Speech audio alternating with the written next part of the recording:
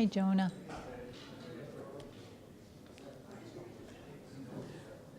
So I'll tell you how my brain works when I'm sitting for 2 hours listening to other people talk. I think first, oh, I wish they'd said this. I wish they said this. I wish they brought up this issue, and why didn't they? It was such a logical issue to bring up. I wish they'd spent more time on this.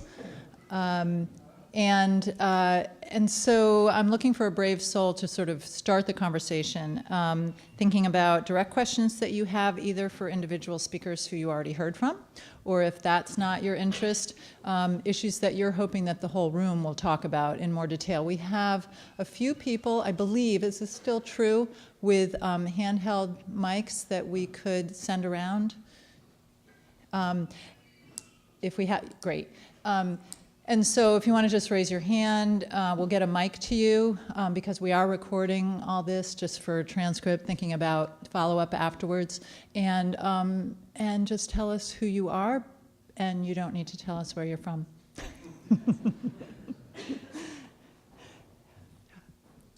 And I've got you, Andy, next.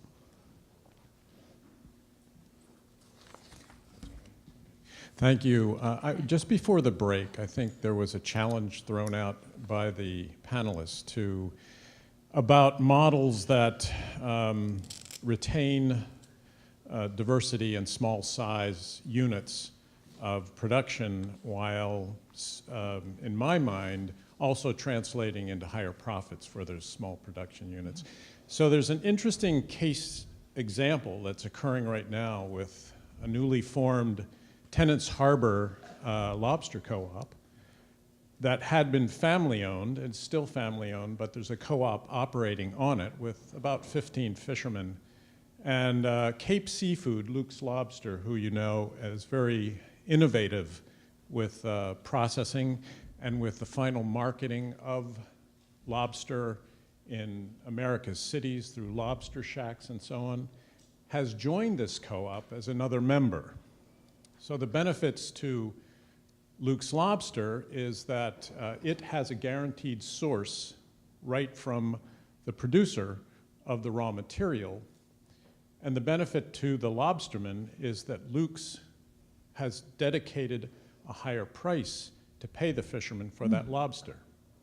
So there's a really interesting model that the co-op now provides in which unit production stays the same, but there's higher net profits for the lobsterman.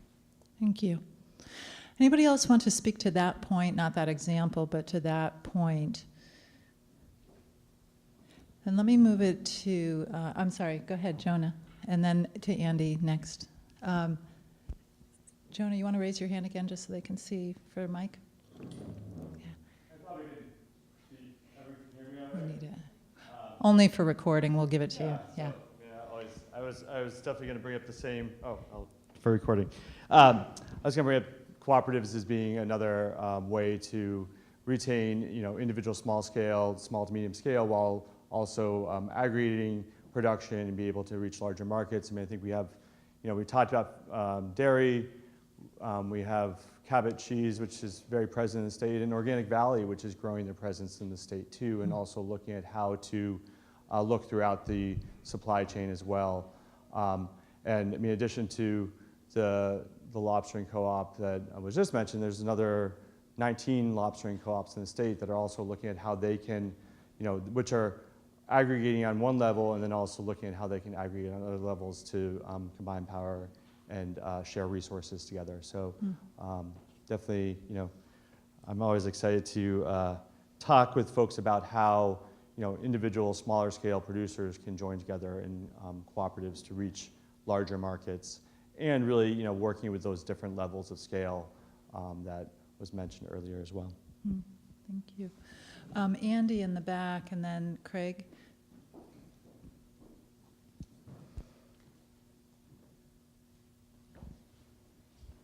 Thank you. Andy Whitman. I guess to me there's been a lot of talk in terms of the supply side, but and it's kind of strange as I consider myself an ecologist to ask questions about the demand side, but that's actually where a lot of my work on sustainability is. So I have questions in terms of how do you have this conversation about the Mayan food system and reconcile it with issues of demand, particularly with globalization, and how that just can run roughshod over production systems and other kinds of goals, and how do you integrate that, deal with that, address that, and have a sustainable ag system or food system in Maine? Tim, do you want to speak to that first, and then really welcome others to chime in as well? Thanks. Well, even in my comments, I mentioned the demand side a little bit, but it's in sustainability circles anyway, thinking about diets. You know, people bring together food and they make up their diets, and what are the impacts on that go back through the supply chain all the way to farms, is something that hasn't been explored all that much. We've done a little bit of work in that area, both at the regional level but also at the global level. But I would say it's not very well developed, and it also hinges on one thing that I did mention earlier, which is consumer behavior, the choices that individual consumers make around the world. So I've been involved in a lot of those discussions, and I am not quite clear yet what the path forward is for those. It's evolving pretty quickly. It's becoming a kind of a more visible aspect of this discussion, but I'm not completely sure what the path is. Others' thoughts on that? Yeah, Craig? Craig Lapine. I guess my thoughts, that people seem to be dancing around a little bit or touching on. I'm curious about price and how that plays in. We are paying prices for food that are flowing directly from federal policies to have low food prices, and so all of this is happening in that context. And I think, when you think about human history, we are paying as a percentage of resources and wealth historically low costs for food, and I think I'm just surprised that hasn't come up yet, and that's what I'm curious about. That is a piece that would address, I think, a lot of the things, or I wonder how people think that addressing that would address some of these other issues. Let me just piggyback on that, and then John, to sort of expand your question, because I think that was one of the core questions that we as a planning team had about thinking around the current system of food production, finding farmers and fishermen not infrequently in a negative net income situation, and which is by definition unsustainable. And how do we really go about addressing this? So I think it's tied to what you're talking about. John, did you want to speak to that? Craig, I appreciate that intro. I'm going to follow up on that and talk about price a little bit in two very different ways. And these are more sort of just snippets or anecdotes more than anything, maybe just to get other thoughts flowing.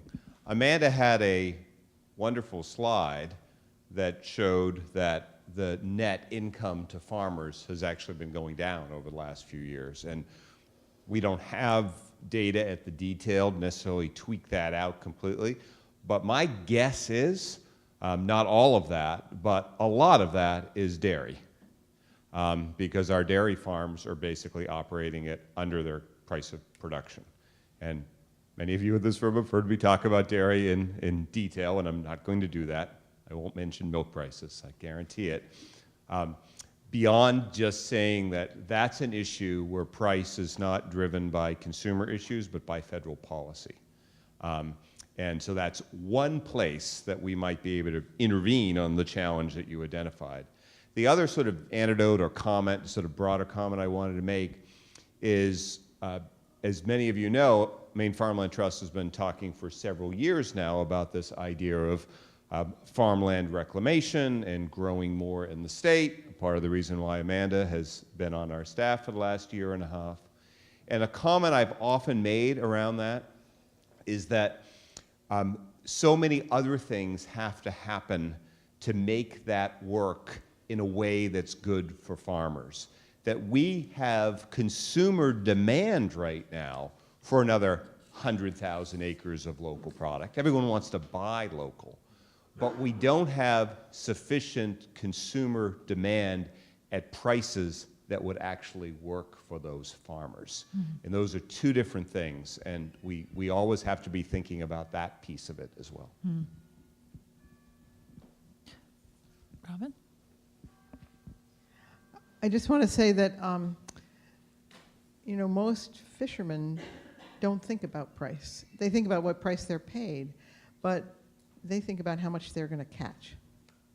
And so, as my husband who's here, Ted Ames, says, it's who has the biggest farm truck and can back up to the bulkhead and unload. And so I just want to throw that piece into the mix because I think if you look at the oyster culture community in Maine, they're thinking about harvesting to market, which is a really different model than how much can you land. Yeah. We'll get over here. I don't know your name, I'm sorry. Yes? Thank you. Amanda was leaving me. My name is Niaz Dori. A number of things have come up for me, and I think Robin's last point sort of punctuates all the thoughts that I've been going through my head. One of the things, I work on fisheries issues, and one of the things that I've come to learn over the last 20 plus years that I've been doing fisheries work, I can't believe it's been that long, is how much fishermen do rely on volume. They rely, how much can I catch? Primarily because the price isn't right. And that seems to be an issue with farmers as well. I'm privileged to work with family farmers as well through the National Family Farm Coalition. And what we're learning, and what a term that we were calling fishing and farming in the red, when by the time your crop is harvested or your fish is landed, you are in debt already, and you don't even know how you're going to make that up. That's working in the red, and none of us would accept that in our other work. How many people in this room accept jobs that you're not going to get paid your worth? Yet farmers and fishermen are the only two bodies of people that is acceptable that we tell them how much you're going to get paid. So there's something culturally that needs to shift, which also goes to the demand question for me, or the demand issue for me. What we're learning over the past 8 years before I'm not naming the organization because we're not supposed to say where we're from, but before I came on board, the organization happened to help launch the first community-supported fisheries in the state of Maine in Port Clyde. And one of the things that came out of that process is the ability to tell the consumer, your demand can change how I operate. Your demand and your willingness to pay me a fair price and my cost of production can change how I operate. I can suddenly go from focusing on volume to measure my success to focusing on value to measure my success. And that value being that I'm feeding you and you and you, my neighbors, not the global economies of scale that's sort of bleeding profusely at this point and has been for quite a long time. So, and being able to expand that conversation beyond community-supported fisheries and to have this demand that's driven by our values for what we define as being good food. One of the things that has struck me about this conversation that I was talking to a couple of folks about is the lack of the framing around feeding people. What kind of nutrition do we need? Do we need diversity to meet those nutritional needs? Do we need to have access that's open to a variety of folks so that people aren't dying of hunger where there is food rotting in the farm next door? Do we need to have these different values that we know are important when it comes to feeding people? Yet the conversation that I really enjoyed, by the way, learned a ton from, was really focused on production and the farmer and the fisherman, and not whether or not we're growing or catching food that's viable. We all know we cannot all survive on corn. We all know we cannot all survive on lobsters. So what kind of food are we producing or catching? And what kind of access do people have, in my opinion, needs to be the overarching value that the lens that we bring to this conversation, which then dictates, do we want monoculture approach to aquaculture or agriculture? Do we want diversity of small scale, medium scale, large scale fisheries whose scale of operation fits the scale of the ecosystem they're operating in? And the same with the farmers. Those are all come down to, are we eating the right food? Yeah. And does everyone who needs food have access to it? Or do we only grow and raise things that may happen to pay the farmers and fishermen a fair price, but that means 90% of the population now has no access to food that they need to sustaining themselves. So I think that the overarching value for me is the right food for all the people at fair prices, not only for folks who need to eat it, but the people who are catching, so that they can focus on the right values and we can change demand. And I think we can also address the issue of price that way and also deal with the ecological concerns that I've brought up. Small problems, small problems. Yes, Bob. Yeah, I just wanted to make an observation, and that is I often think that the fishermen I'm working with and talking to are intent on fishing harder, but they're not necessarily fishing smarter. And I'm not talking behind their backs, as I've said this directly to them. And what happens, for example, with lobstering is that when the lobsters molt, everybody wants to get them as soon as they've molted. Actually, the product is not as good at that moment for shipping necessarily. I like the way it tastes, but that's another story. But we flood the market, and by flooding the market, we drop the price down, and this is happening over and over again. Whereas in Canada, where they have seasons when they harvest, they have product that can go to processing plants 12 months out of the year. We can't. So most of the Maine lobsters are processed in Canada because of the way we're fishing this way. Now, one could argue that if we actually saw a more diverse ecosystem, so that you had different periods of time when you fished, you could actually improve the overall value by metering out the product over 12 months of the year. As a matter of fact, the bottom line in terms of what they would make, I think they would earn more money even if their landings were somewhat reduced by just having a market that is constant and a processing that's local. But that hasn't been happening, and we have to think about ways to see if there are incentives to improve that bottom line, what Dick was talking about. Yes, I'm sorry, I don't know your name. Yeah. Yes, of course, Ted. Yeah, thank you. Ted Ames, Ted, of course. Stonington. Bob put his finger on a serious problem for lobster fishing. Lobsters aren't there all year long. After they shed in the summertime, they're easy to catch. School teachers, kids, retirees, along with the traditional full-time fleet, are there to catch them. If you eliminate the summer, which is the logical time to do it, you've eliminated an enormous portion of the lobster industry.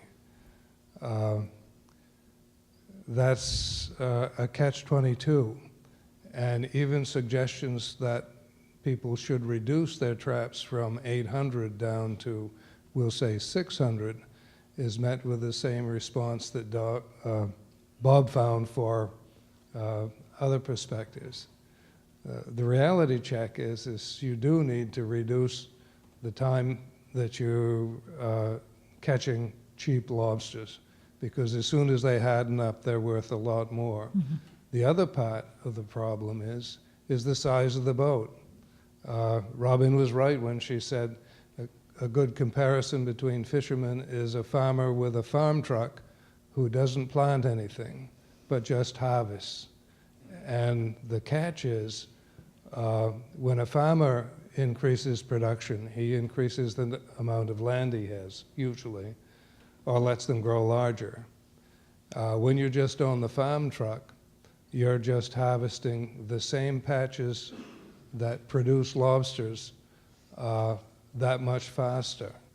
and at the same time that you're flattening the industry or flattening the resource for the season, you're doing the same thing in terms of diversity. If you have a boat that's making $4,000, $5,000, $6,000 a day lobstering, can you take that vessel and put it, that's catching, we'll say on average, 1,000, 1,500 pounds of lobsters a day? Can you turn around and catch 100 pounds of scallop and make it profitable for your boat and your 3 crewmen? No. The scale, also that the size of that farm truck, the size of the boat, and the size of your crew also determines what your minimal catch can be for you to show a decent profit. So since I've been in the business, this is the third, where partway through the third cycle where boats got too big for the fishery to sustain, they lost diversity, they overfished the prime resource, it collapsed. And the only people that survived were those turkeys that were doing it part-time, and kids that grew up, and retirees who were left over. That's not a very effective long-term plan. I guess that sums it up.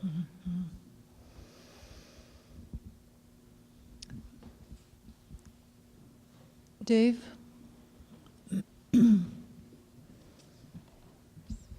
Yeah, I think one of the statistics, and Amanda shared this, was the statistics going back to 1910 and then comparing to today in terms of number of farms. And I think that there's a corollary with the fisheries there, that in 1910 I wrote down there were somewhere just above 60,000 farms in the state, and in 2012 there were just over 8,000. So based on my often not very accurate math, that's in 1910 would be about 8% of the population, and now we're somewhere about 0.6% of the population. And so we often talk about that there's still the same number of cows in Maine that there ever used to be, but there are fewer farms milking those same number of cows. And it's the same, I think, with potatoes. We're growing less acreage of potatoes than were grown in 1910, but the levels over the last few years have remained somewhat constant, but the farms have gotten a lot bigger. And I think the corollary would be that as the costs of production have gone up and the market prices have gone down, there are fewer farms growing more, and their unit of profit on each of those is small. And so even a couple years ago, when the buyers of potatoes were going to pay less for the contracted potatoes, we didn't see a drop in the acreage of potatoes so much. What we saw was a drop in the number of contracts, but more potatoes being sold for table stock, which is more of a spot market. So I think this is an issue all around. And so where does this pressure come from? And thinking back to the 1910 era, and probably actually way before that, going back to the mid-1800s, Maine was a very large grain producing state.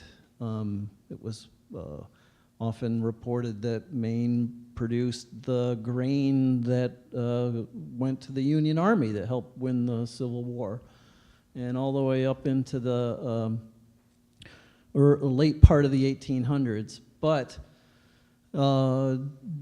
as the more of the West opened up and grain was easier to grow, and especially thinking just pre-World War I, that was when the real West, the Kansas, Colorado, that era of what did they call it? Farming without water, dry land farming. Came into effect, and that went on for a few years and really kind of decimated the eastern grain market. Of course, what ended up happening is we got the Dust Bowl, and that all kind of went away, but it really had a devastating effect on the grain market in Maine, which has never really had the ability to come back. And so what we have ended up with really is a lack of being able to produce enough food for New England to feed the people that we have in New England. Rick, you might be a better one on this one, but I understand that Maine produces enough milk for Maine's population. It goes other places to be made into other things, but if we were really to consider the number of cows in Maine and the amount of fluid milk we produce, it's probably adequate for the population of Maine. But we're nowhere near that in many other things, and Tim Griffin did a great presentation a couple of years ago where he talked about some of these sectors, and we're not producing enough in Maine and New England to feed ourselves. And the reason for that is that they're just like farms will produce what they need to produce to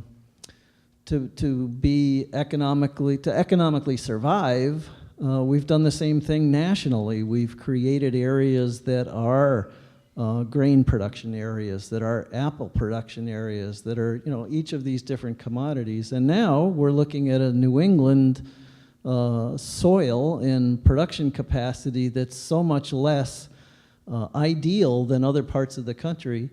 We have a very thin soil, a short climate, and as others have brought up, the cost of production is higher. We're at the end of the pipeline. We have to move all these things somewhere, so we're not going to compete on price. So we have to figure out a way for consumers to look at what they're buying and create a value add that says that this food is coming from your region, and there's a value to supporting that, where that food's coming from. Thank you. Yes. Thanks, Dave. That's what I was hoping would be a good foundation for what's popping up in my head. I'm Stephanie Gilbert. I'm so excited by the movement of farmers markets and CSA in Maine and across the country and internationally. And I think that's a model that helps the consumer snap together, where did my food come from, how much did I pay for it, and what difference does it make in the landscape I drive by or walk to school through. So I want to think about those food system pieces that put 3 Tinker Toy pieces together. So just back to Tim's slide, that graphic, what more can we do?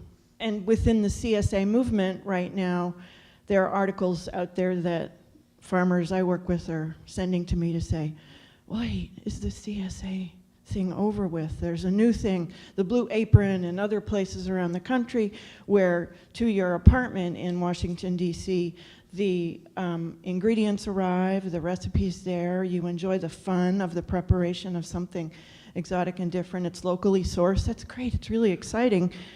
So do you snap some health benefits into it? Do you do the protein count? Do you help with caloric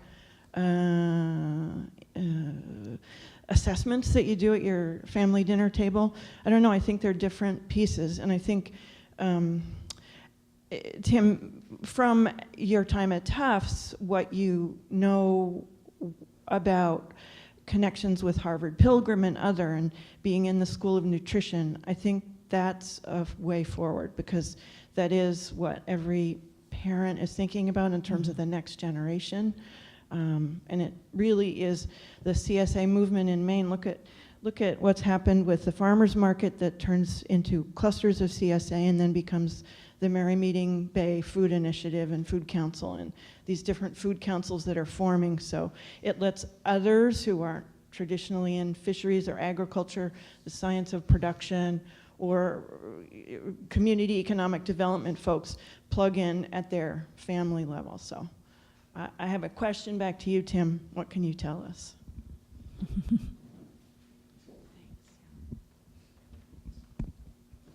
Thanks, Steph. you know, this idea of being able to connect all the way from farms through, particularly to health outcomes, has been something that we've been thinking about and talking about probably the entire time that I've been at Tufts, so it's been 8 years. And other academics, but also industry, different sectors of the economy, how do we make that connection? And it's, I mean, the connection between what we eat and our health is so obvious to everybody, not just in this room, but everybody. But I haven't seen very good examples of how we've made that connection real, from farms to what do I eat as my diet, and then what are the outcomes of that? You know, am I healthy? Am I unhealthy? Do I have access to health care? Do I not have access to health care? There are a few efforts, I would say they are relatively few in number, where they're trying to make that linkage much more concrete. So you'll get institutions. They may be schools, they may be school districts, they may be universities, and maybe hospitals. I think those are probably the primary ones, where they're trying to, you know, some of what I talked about was, could you envision a policy or program that could accomplish a certain thing? And their certain thing is, can we improve the health of the employees that work in our big hospital, for example? And the way to do that is twofold. One, the one we're talking about is food, and the other one is fitness, you know, physical activity, so that it plays a much more central role. And some of those efforts, and I'm thinking about one in California that one of my former master's students, she's now a PhD student in California, is working on, where they layer on top of this the interest in being able to aggregate that food somewhat locally. Of course, it helps that they live in the Central Valley of California, which you could source a lot of things locally. But I think we're at the very beginning of those, kind of like, what's the innovation there? And then is the innovation successful, and can you repeat it someplace else? I think we're at the very front end of that, because I can't, you know, I've looked for them, I've had students work in those areas, and I can't point to a whole bunch of success stories out there. It's an area that I'm very interested in, and my colleagues that are nutrition scientists are very interested in. But we're right at we're taking the little steps right at the beginning of that journey right now, I think. Yeah, Kirsten? Hi, Kirsten Walter.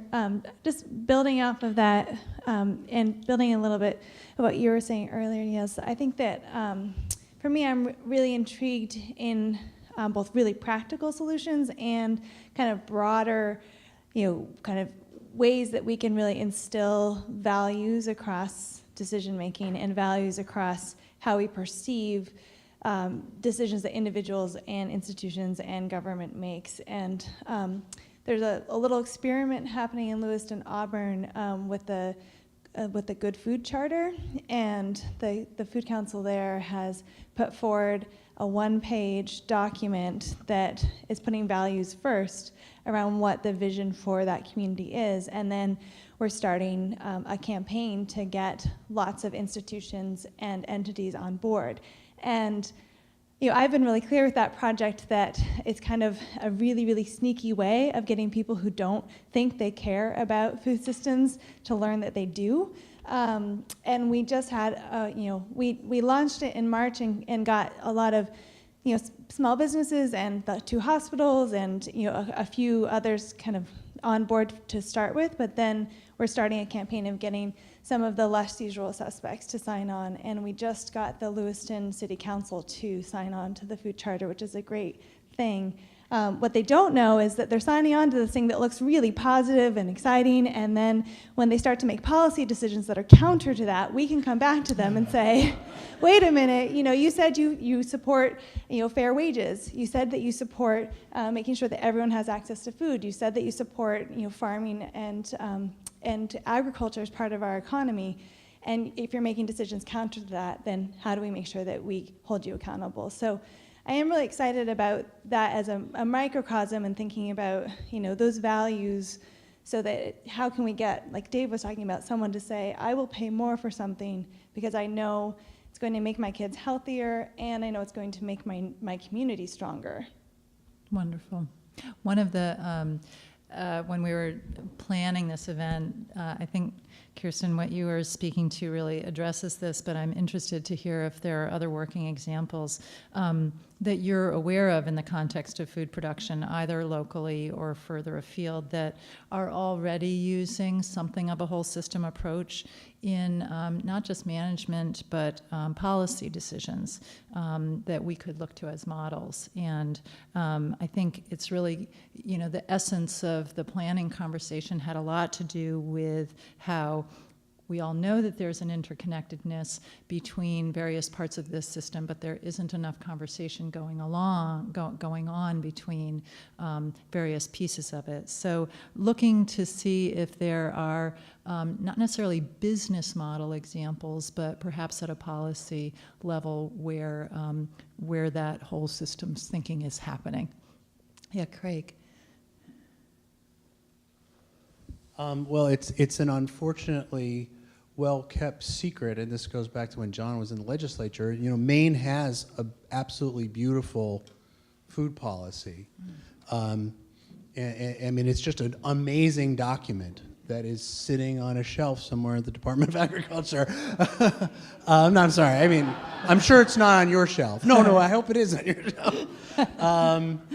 So it's bringing those together, and sort of what Kirsten was saying is like, so what's the accountability mechanism that follows that up? I live in the city of Portland. Portland also has a food initiative that has a really great values-based framework for thinking about the food system. How do we hold ourselves and our community and our leaders accountable to that framework? I think that's where the rubber meets the road. Wonderful. Yes. I don't know. Yeah, thank you. Sorry, I don't know your name. That's all right. Will Plumley. Will, yes, sorry. Yeah, your question about models gave me the opportunity to stand up and talk about something I've been thinking about since the end of the earlier session, where the conversation, the panel discussion turned toward viability of small-scale farming and scalability issues and things like that. And I think we've got a fantastic success story that's going on right now that could serve as a model, is worth study, is worth understanding why it's such a success, and if any of the success is transferable to some of the things we're talking about here today. And it's actually a food story. It's craft beer, local craft beer. It's a renaissance. It's unbelievable. And I was thinking about some of the aspects of it, the scalability of it. It typically starts with a home brewer who's got a passion and raises some money and decides to go into business and buys a 2-barrel system, starts brewing beer, and then makes some money and invests in a 15-barrel system. And he's got a route to growth. He can stop at any level he chooses, he or she chooses to stop at. And he or she can brew successfully and make a profit at any number of different levels as a local craft beer, local craft brewer. Most of the consumption is done locally. It's a local foodstuff. And here in Maine, it's becoming more and more vertically integrated within the state, with local brewers demanding local grains, local hops, and of course, Maine was a huge hop producer in the 1800s as well as grains. So I just wonder what it is about this place and time and the craft brewing industry that is allowing that to happen, and if there are any lessons we can learn and apply more broadly. Yes, your name? Do we have a microphone for this gentleman? And then. Hi, I'm Tristan Noyes. I wanted to piggyback on the craft beer story, because I do think there's over 82 craft breweries now in the state. They make up $400 million a year. And there's discussion that relates directly to the presentations from earlier and the discussions we're having here about how do we capitalize on that. Specifically, we talk about the loss of farms in the middle. We talk about net negative incomes, and I think from a farmer's perspective, they look at the price of grain specifically, and the risk of growing it is that they see it best case scenario as a cash flow type of thing that they're putting in with a cover crop versus with some other type of their main staple crop. But yet there are a large group of brewers, and there's been meetings even recently within the state, that are very interested in sourcing more of their grains locally. And it reminded me, and I'm happy to hear stories of Luke's Lobster and the folks in Tennant's Harbor who've been able to do this. But we're looking at and using data to assess opportunity, using data points that are based on old ways, and in many cases, and it's difficult. There's things that we can measure and things that we can't measure, just as Amanda said. And one of those things that we can't measure is how do we connect the community of farmers who see grain right now as just a cover crop, but may have some of the infrastructure tools needed to be able to help other farmers get into it, because the two things that really will help a long-lasting interconnectedness, especially within craft beer, is that you need a cultural community of a brain trust of people who know how to grow something. We have that in the state with potatoes. You can ask most folks from the county, even if they weren't on a potato farm, they can tell you a whole lot about a potato. And that used to be the case with grain, and is no longer the case. To Dave's point before, back in the mid-1800s, just in Somerset County, there were 239,000 bushels of grain being grown, which could feed 100,000 people just in that one area. That was powered by thousands of small mills. So the infrastructure cost is substantial for some of these things. And so we need to take a more proactive approach about connecting all of the dots within the community so that we can create better access for shared use facilities, better drying and storage facilities specifically for grains, and also just a positive outlook on something that's emerging as a very viable economic opportunity for farms, because that more than anything else will help a farmer have optimism about being able to continue moving that thing forward. Thank you. Riley, I've been unwittingly ignoring you. Sorry about that. Hi, I'm Riley, and I was picking up, I guess, on a different thread about values, and just wanted to add a couple comments about that. I think finding a way to let values sort of lead conversations about policy and other things is really important, and I'm seeing a lot more of that in the nonprofit world around the food system, but hopefully it will translate more and more into policy as well. And a couple places where exciting things are happening, I think, that folks may or may not know about is that the LA school district out in California has this good food purchasing program that is a very holistic look at labor and production and other things, and I think it's an interesting model to look at. And something similar to that happening nationally is the Real Food Challenge, which is a group that's organizing college students to be empowered to take leadership for their food system on campus, and they have a whole set of criteria about what counts as real food, and it's very detailed, and students go through invoices and they measure it all and they look at the data to figure out how much of the percentage they have. And the idea is that they get their college president to commit to 20% real food by 2020, and they've been working on this for a while. I think they have over 100 schools in the country that have signed on to it, and others doing the calculator to look at the data. And I think Healthcare Without Harm, which Lauren can talk more about, is doing a lot around values in healthcare in their food system with antibiotic usage and meat and things like that. So there's some real success stories there, and it speaks to the demand side question a little bit. What I guess I think about a lot in the process of also helping influence the University of Maine system food service contract last year to commit to local is, do we get past this sort of 20% goal?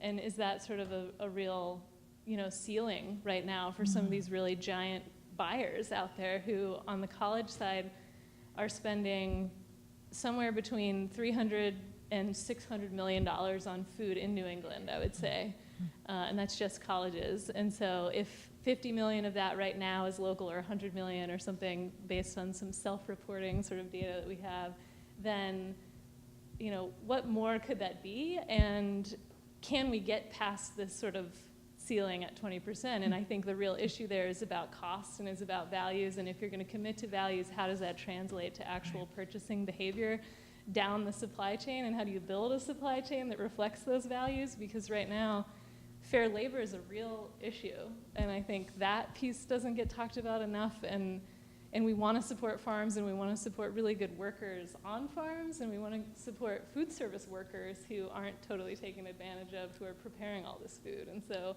if those are the people who ultimately have the highest rates of diet-related disease and things like that, that's connected. And so how can we sort of look at those linkages and ask, how can buyers be responsible, how can policy be responsible, and all of us as sort of consumers? And I think there's people trying to do it, and I keep wondering about price, and how can we make people have good decisions that allow people to have access, but also mean that the supply chain is supported with sustainable jobs and healthy food. Craig, I think I've also been. Oh, yes, I'm Craig Hickman. I wasn't sure I was going to say anything, but I think that one of the things that we haven't really talked much about when we look at the decrease over the years in the number of farms in Maine, we've talked a lot about lobster and fish, and we talked about dairy. We haven't talked about red meat production. We haven't talked about poultry production. We haven't talked about pork production.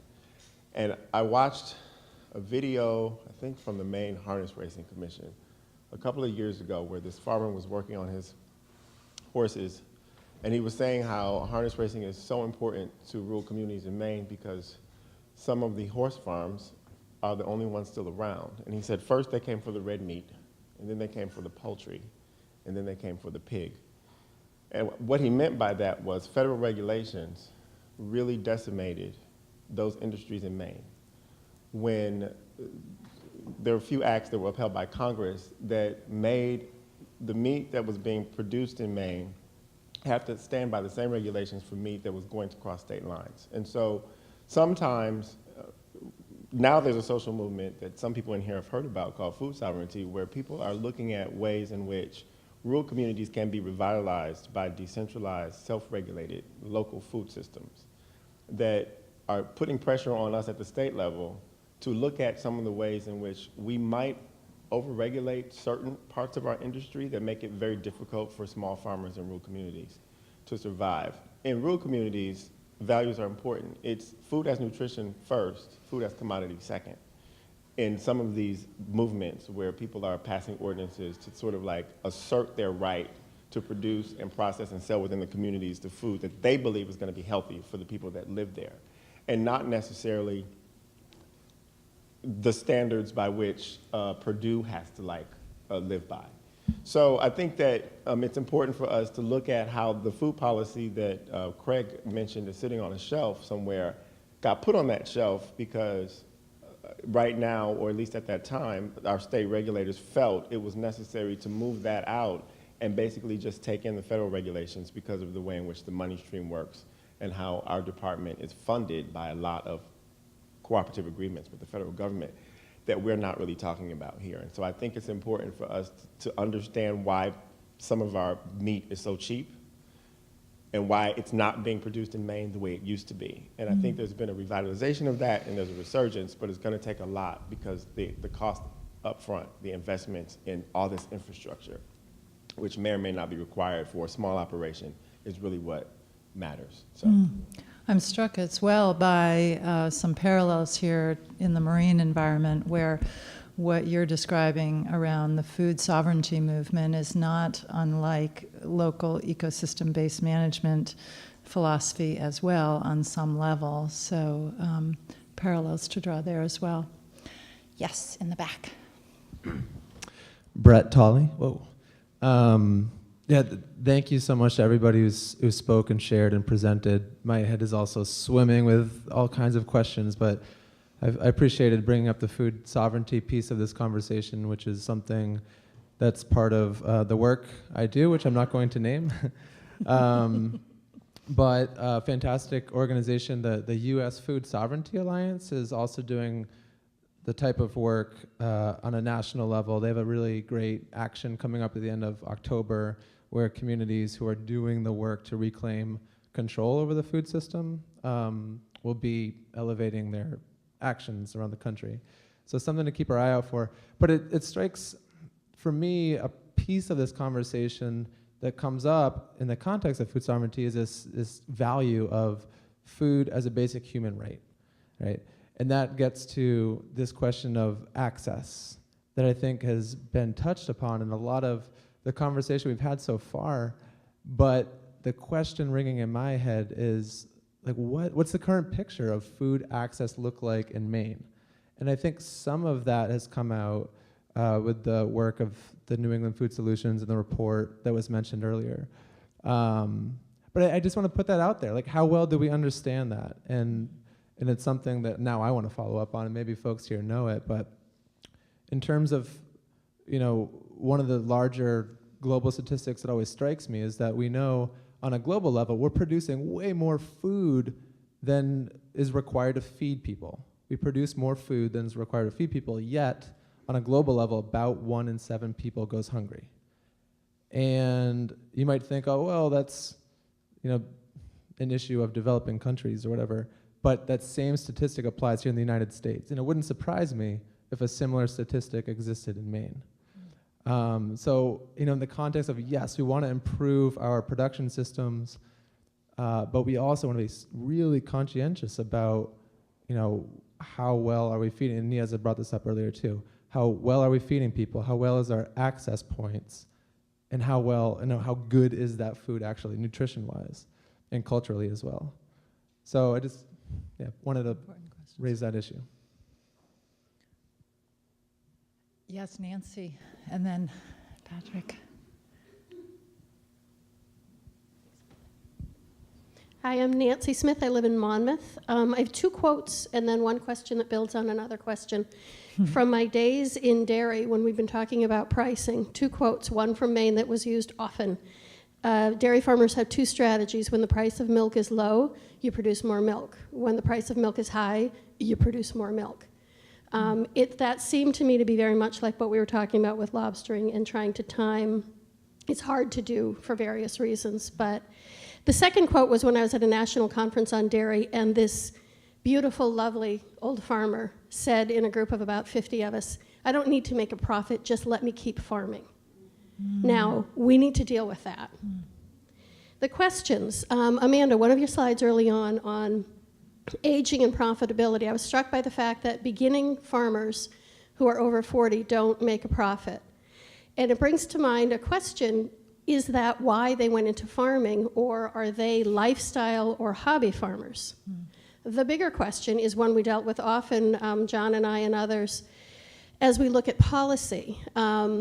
When I was a farmer, I started very parochial. There are real farmers, and then there are everybody else. And it was divisive, and we all need to be in it together. So we spoke about all farmers, be they hobby farmers, horse farmers, hobbyists, whatever the different groups are, we need them all to maintain the infrastructure. Are we now at a point, as I'm listening to this discussion about food production, that we need to talk about differentiating commercial operations that produce food versus the other farmers? It's very important for the infrastructure and for the land base that everybody who's keeping open space has value. We're talking about food, and it goes, I heard it with Maureen, about the part-timers versus the real lobstermen. So how are we going to work at that as we consider the bigger policies about food production? Patrick. Thanks. Pat Shepard. We talked earlier quite a bit about the success in the lobster fishery and some of the issues that have risen out of that apparent success story, and something that we didn't touch on, and I just want to throw it out there as something to chew on in our minds, is the labor problem that we have in Maine. There's a lobster dealer down in Stonington who the manager of that facility works well over 100 hours a week. He's there at 3 o'clock in the morning opening up the bait shop, shoveling bait. He's there at 3 o'clock in the afternoon weighing lobsters, providing fuel to the vessels, and he's there at 7 o'clock at night to watch the last truck roll out of the parking lot. He's doing that as a manager, and he's doing that because he can't find reliable help at that facility. So with the apparent success that we've seen in the lobster fishery with literally hundreds of thousands of dollars flowing across that dock every day, there are problems on the periphery and problems that are parallel to that. And another issue that seems to have been exacerbated by the success in the lobster fishery is the drug epidemic. And that's also another issue that we haven't touched on today. It seems like there's a direct correlation between the rise in income and the rise in disposable income that these guys are making and the flow of drugs into these communities. So I'm not saying that we shouldn't be successful. I'm just saying that with success, some of these other problems are exacerbated and need to be addressed along with that. Interesting. Thanks. We have 5 more minutes before I'm going to ask John and Robin and Amanda to come up and summarize all of this really neatly and put a ribbon on it before we're going to go into another room for more one-on-one conversation and some food. But so what I really want to do is make sure that if there are major issues that we just haven't touched on at all that you think are central to this conversation, that we make sure that we bring them up so that they're on a piece of paper and we can be noodling about it afterwards. Yes, I don't know your name. Hi, yes, Heather Leslie. I was struck listening to the comments the last few hours. I'm wondering about the role of technical information and natural science in particular in informing policy and practice in the different sectors where we're working. And I'm particularly struck by the environmental justice implications that it appears to me from the outside that people working in the farm sector and food sector related to agriculture on land have probably made a lot more inroads in terms of environmental justice than in the what we would be thinking about in the fishing or even the aquaculture sector in a very broad way.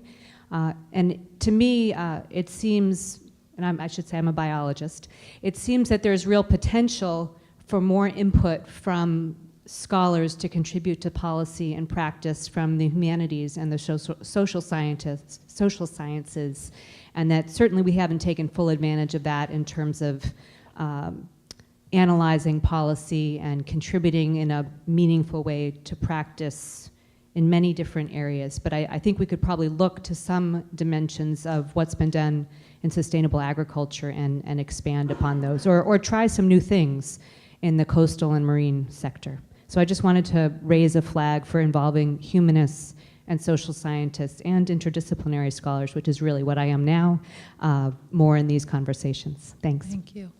I think you, Niaz, and then Craig, and that may take us out. Niaz Dori again. 2 points that I wanted to bring up. One was about, are there other policy packages that are addressing systemic or this whole issue of systems? And for us that work on fisheries, we're actually really glad that finally fisheries is part of this conversation because it has been left off for too long. And on a national level, some of you might be familiar with the HEAL process. People know about that? So, and I just recently got a chance to read through it. It's being sort of led by Real Food Challenge folks as well as Movement Strategy Center, and I forget what the third partner is. And I was really struck as we were reading it and we were invited to comment on it, how holistic the approach was and how many different areas of policy they were diving deep into. And what will come of it, I don't really know, but I was really just wanted to put that on people's radars as another place where a lot of these conversations are taking place and addressing a lot of the issues you just raised around environmental justice, human rights, the cultural issues and workers' issues, as well as the farmers and both on land and at sea. The second point I wanted to leave around this issue of price is since Luke's Lobster was brought up, I think that's a good example of somebody in the middle of the chain who is taking responsibility to be a service provider, if you will, and actually be able to treat the people they're buying their products from, in this case being lobster, fairly from an economic standpoint. And this is a question to all of us. When do we hold more of those in the middle of the chain accountable for this price issue? And the reason I bring this up is a couple of years ago, we were approached by Whole Foods, not us, but a couple of fishermen we work with, asking about what's the fair price or what's the right price for them. And what we learned in that process is that Whole Foods, at least, has a policy of 18% profit margin at each point of vertical integration. But they were not willing to actually give the fishermen a price that would make them break even. But what do we pay when we go to Whole Foods? What do we pay for when we go to buy any seafood anywhere? We've accepted that the price of seafood is high and that the fishermen are making a killing off the water.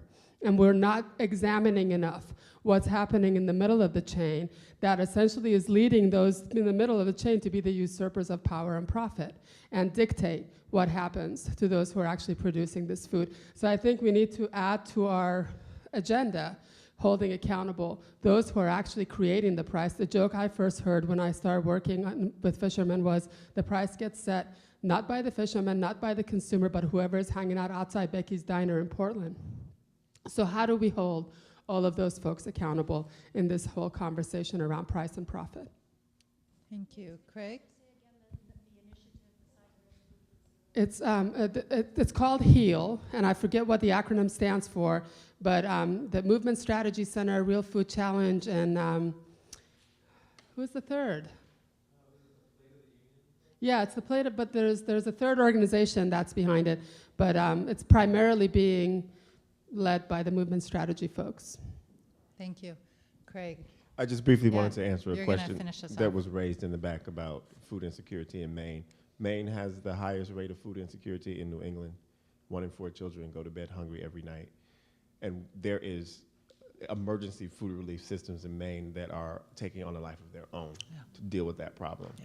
And then the last thing I wanted to say is a successful operation that can teach food systems a lot is growingpower.org out of Milwaukee, Wisconsin. And so I just suggest that anyone has never heard of that, look it up. Thank you so much. John, Robin, Amanda.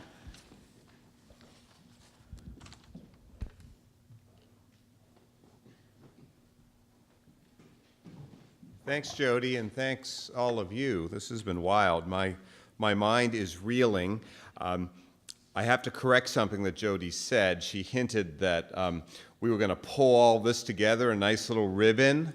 And at least for me, that was never my goal. As I said at the outset, I was interested in having my mind expanded, and I don't have any nice way to pull all this together, but I do have a couple of observations. You know, the genesis of this was in part that I really like working with Robin. But it was more than that. And for several years, we've been talking about how you bring these two worlds together, where it seems to have so many things that are parallel, and yet in so many ways they are so fundamentally different as well, the farm side, the terrestrial side, and the seaside. And for the last 3 years, we have partnered on this thing called Maine Fair, and we've used, a lot of that was just a big celebration. But a corner of that was meant for education on these two subjects. And we realized that it's so deep that you just can't do it with a little talk here or talk there. So that was the genesis of doing something like this, where we could get a little deeper, recognizing that even those of us who have worked on this for most of our professional careers really don't get it yet. So I wish I had some wonderful summary comments. I don't. So my observations. I picked up a few snippets today, a whole bunch of them. That's, to me, the value of this, just a few gems, a few ways of thinking differently. One was something Bob said about ground fishing. I don't know why this never dawned on me before, but it never did. You know, if you're ground fishing, you're flattening the bottom, you're putting up sediments, things that are bad for other species. So you're optimizing one thing while you're destroying or minimizing something else.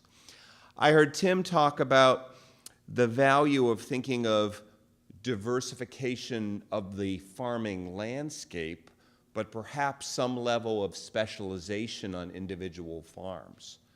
That sounds like a really nice strategy. And then I heard that we can learn a lot from beer, which I can't agree with more, since that's the story of my college education. And I want to talk a little bit about my college education. It's actually relevant here. I have an engineering degree, and I took a lot of math when I was in school. And I sometimes think that all these problems, what I just mentioned about the landscape, what I just mentioned about ground fishing, it's because we as a people, as a society, and I apologize for the technical speak here, we are incapable of solving multivariable problems. We are just incapable. We can't even deal with 2 variables. I mean, we all fail with diet and exercise, right? You know, you want to choose one or you want to choose the other. But when you start talking about 5, 6, 8 variables, it is completely beyond us.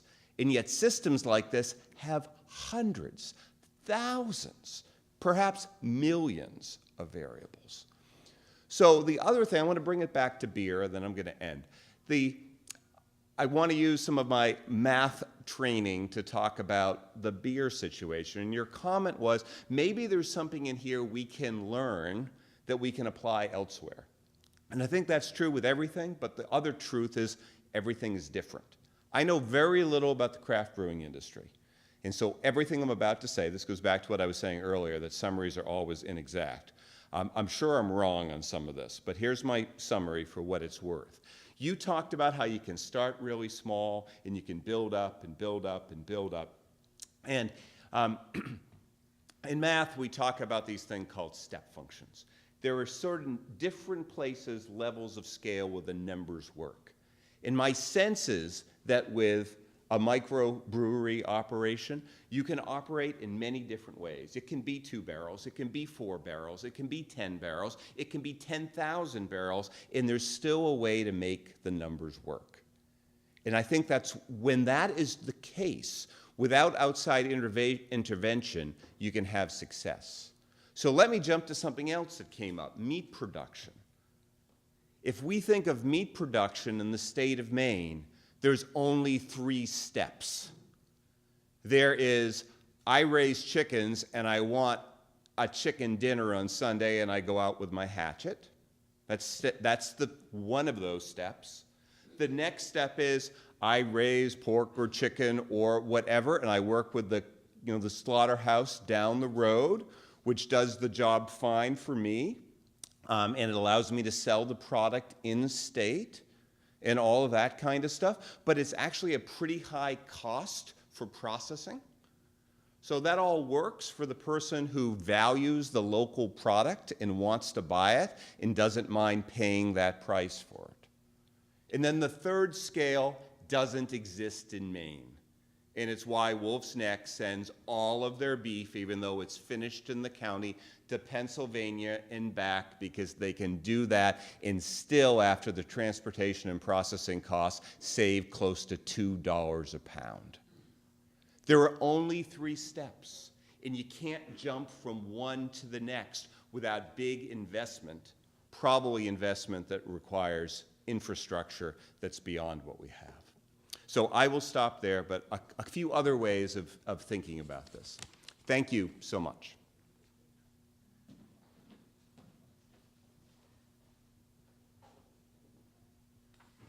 And let me say that John's absolutely right about the origin of this event. We have been trying to figure out how we could work together. I'm very sad that this is the last day that we'll be working together as 2 individuals as John moves on, but I'm also thrilled that given that Amanda and we have been talking for years about integrating the marine side, the fish side into the food picture, it seems very promising for continuing these discussions and trying to challenge things. So I too am not going to be able to sum up this whole conversation, big surprise. But what I have thought about is that the people who decided to come to this aren't the cynics. They're probably the optimists. And we've talked about a lot of things that are tough today, but I think we're all here in this room because we're trying to figure out how to make things work. And that's so inspiring, and that's exactly why we thought it was worth having this conversation. So there are just a couple of things that I want to comment on. First of all, the focus on values. I'm so glad the equity issue came up more strongly than we were able to do in the just selection of how we teed things up. It's absolutely critical. The environmental values, the equity values, and everything that sort of is embodied by those two words.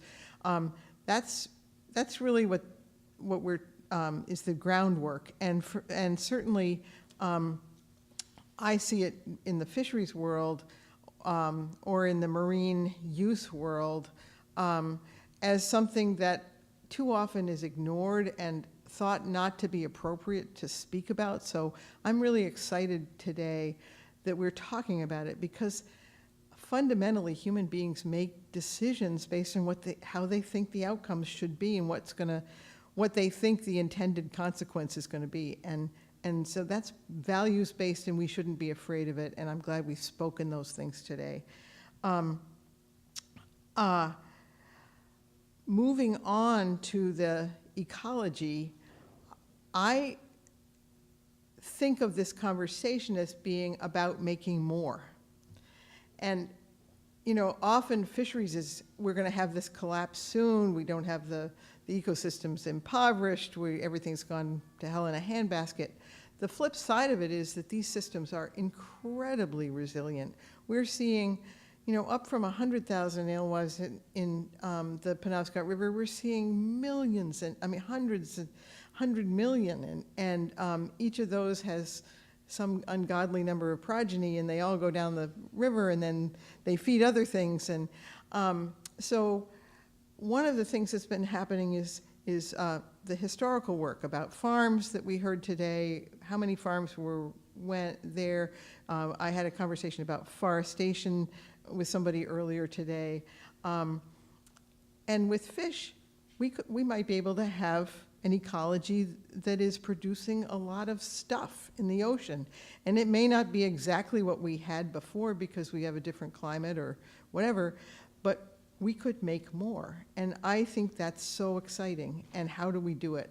So then when I look at, so you've got the values and you've got the ecology, so then you've got the market. And so the challenge that I've been hearing us discuss today is, how do you deal with the fact that sometimes the market drives things to be less in the interest of making more, you know, for somebody, and so how do we handle that? And I think that's the big question for food production. I know I've seen cycles of this in fishing, when, you know, you have abundance, you have a lot of market, then people invest, and then the technology gets big, and then you have a crash. That's happened over and over again. We all know it. But we also have seen it in farming. And so, and then given the food system that we have this drive toward homogenization or lack of diversification. So that, to me, is the challenge that we all have. And if we're speaking this out loud, I think here in Maine, where things are still so human-scaled, where we're all in the same room right now and there's only 75 people in the room, we have a huge opportunity. So I guess that's where I'll stop, and I'm just so glad you all were here. Amanda? I just wanted to say, I've spent a lot of time, I met Robin and Ted in, I think, 2008, and I had dinner with them. It was just sort of a fortuitous chance thing, and listening to them talk about fisheries just lit off so many light bulbs for me about the parallels and sort of some of the similar struggles. And these are bigger struggles than fisheries or agriculture. These are big systemic struggles. And I think that there is a lot to learn from coming together like this. I've spent a lot of time over the last few years going to conferences talking about fisheries and going to conferences talking about agriculture. And this is sort of a dream to have everybody in the same room.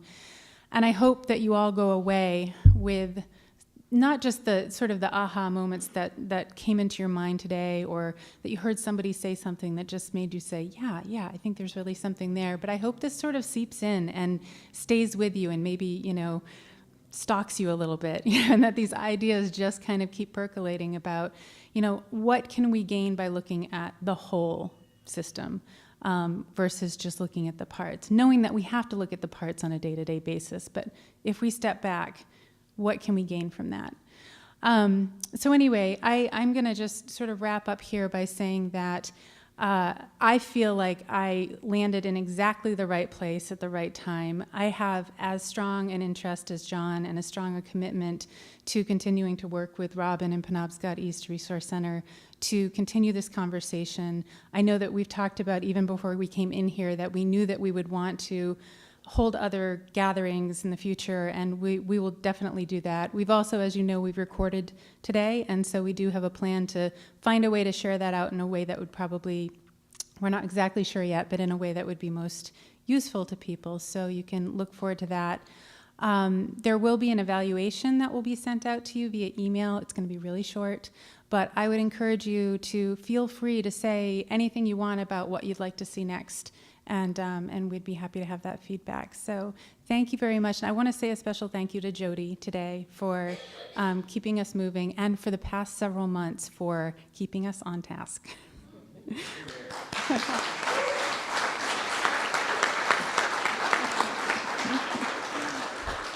So any news about this event, when we were sharing it with you, was to say that it ends at 5:30, and we were really intentional about that so that you wouldn't think that you ought to leave at 4:30 before the reception, because our thought was that it would generate a lot of thinking. We want individual conversations to happen. We've got great food. So we're hoping you'll just go straight across the hallway to the Lancaster Lounge and join us for 55 minutes, up to 55 minutes. We're going to be out of there at 5:30.